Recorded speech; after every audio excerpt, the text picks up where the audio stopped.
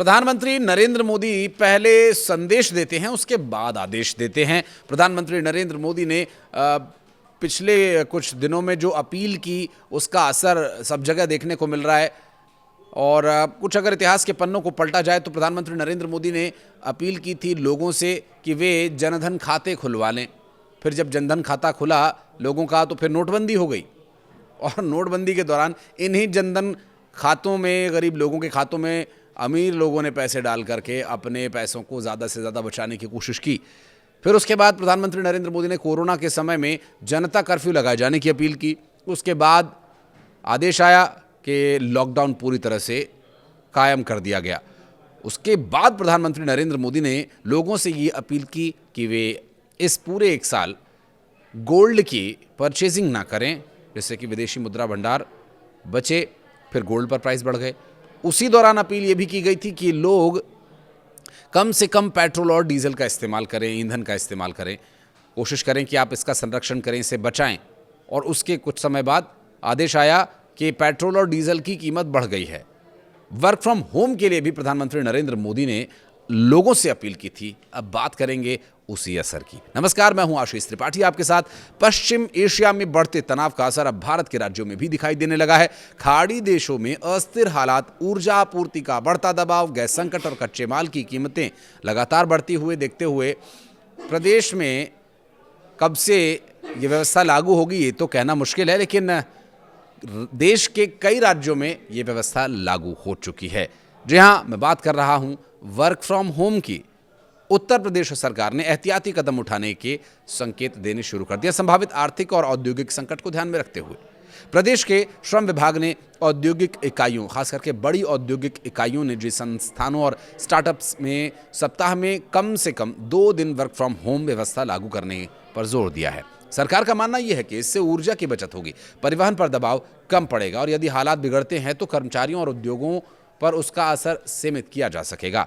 इसके साथ ही संभावित छंटनी, रोजगार संकट, अफवाहों से निपटने के लिए भी विभाग ने कई अहम निर्देश जारी किए हैं। लखनऊ में शनिवार को श्रम एवं सेवायोजन मंत्री अनिल राजभर की अध्यक्षता में एक उच्च स्तरीय वर्चुअल समीक्षा बैठक की गई और बैठक में प्रमुख सचिव डॉक्टर M.K. षणमुगा सुंदरम समेत विभाग के कई वरिष्ठ अधिकारी शामिल हुए।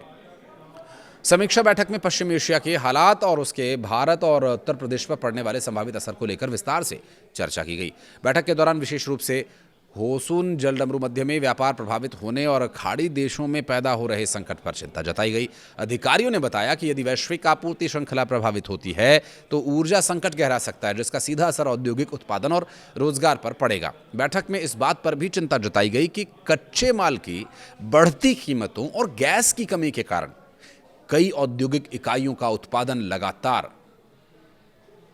तेजी पकड़ रहा है और यदि स्थिति लंबी चली तो उद्योगों को उत्पादन कम करना पड़ सकता है, जैसे कर्मचारियों की छंटनी जैसी स्थिति भी पैदा हो सकती है। और इसी संभावना को देखते हुए श्रम विभाग ने संस्थानों और उद्योगों को अपने सभी जो वैकल्पिक व्यवस्थाएं उन्हें अपनाने की सलाह दी है। सरकार ये चाहती है कि संस्था डिजिटल कार्यप्रणाली को बढ़ावा दे, कर्मचारियों को सप्ताह में कम से कम 2 दिन घर से काम करने की सुविधा दे।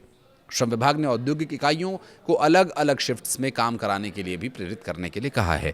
विभाग का मानना यह है कि इससे एक साथ ऊर्जा की खपत कम होगी और बिजली पर दबाव घटेगा। इसके अलावा कर्मचारियों को मेट्रो, बस, कार पूलिंग जैसे साझा परिवहन सुविधाओं का इस्तेमाल करने के लिए भी प्रोत्साहित करने के निर्देश दिए गए हैं। सरकार का उद्देश्य ईंधन की खपत कम करना, ट्रैफिक दबाव घटाना। बैठक में अधिकारियों को संभावित संकट से निपटने के लिए विशेष हेल्प डेस्क स्थापित करने के निर्देश भी दिए गए।